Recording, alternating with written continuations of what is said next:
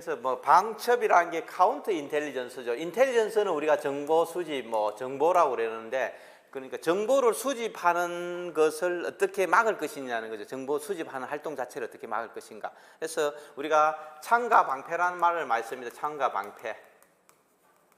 뭐 우리 말로 중국의 고사로 하면 모순이라는 거죠. 그죠?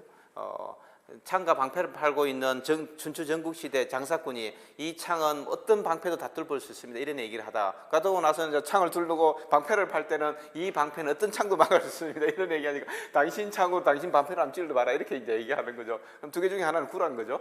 두 개 중에 하나는 구라는 건데 뭐 그런 것들이 비슷한 건데, 그래서 카운터 인텔리전스는 정보를 수집하는 것을 막는 겁니다.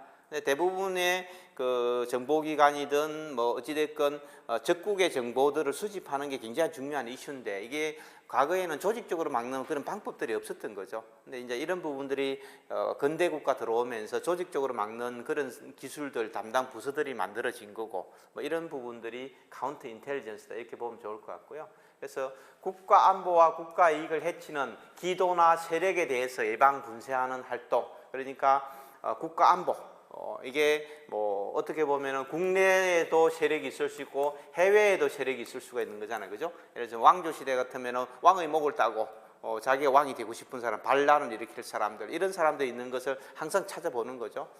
이 사람이 그래서 뭐 사병을 거느리고 있는가, 또 사병들을 훈련을 어떻게 시키고 있는가, 뭐 이런 것들을 이제 계속 보는 거죠. 또 일정하게 반란을 일으키려고 그러면은 예산이 있어야 되는데 돈을 어느 정도 확보하고 있는가, 이런 것들을 전체를 다 보는 겁니다. 그래서 국가 안보와 국가 이익을 해칠 수 있는 어떠한 기도나 세력에 대해서 예방 분쇄하는 활동이 방첩이다 이렇게 보면 좋을 것 같고요.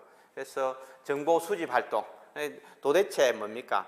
누가 우리나라의 이익을 내 목을 노리고 있는가? 우리나라의 국가를 붕괴시키려고 하고 있는지, 거기에 대한 것들이 가고, 어떤 방법으로 하고 있는가? 어떤 방법으로 정보를 수집하는지, 이런 것들을 보는 거죠.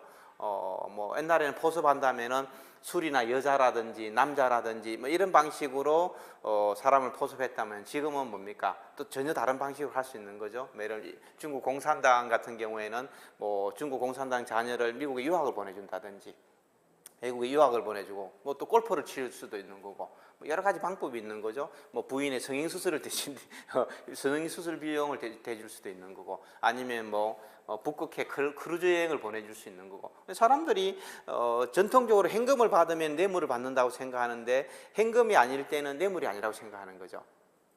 그 인식이 별로 없는 거죠. 우리 애가 너무 똑똑해가지고 장학금 받고, 미국의 기업에 장학금 받고 미국 유학 갔다고 생각하는 거죠. 근데 사실은 그게 또 뇌물인데, 그런 게 너무 많은 거예요. 취직도 마찬가지죠.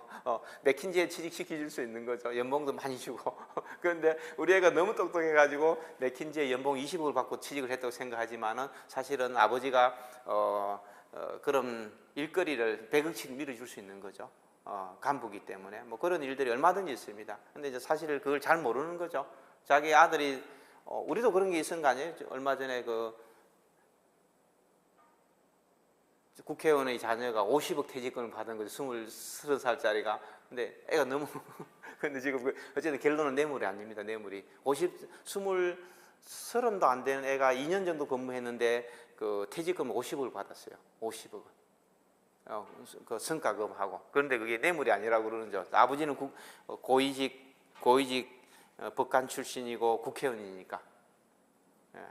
근데 어쨌든 뭐 그런 거예요.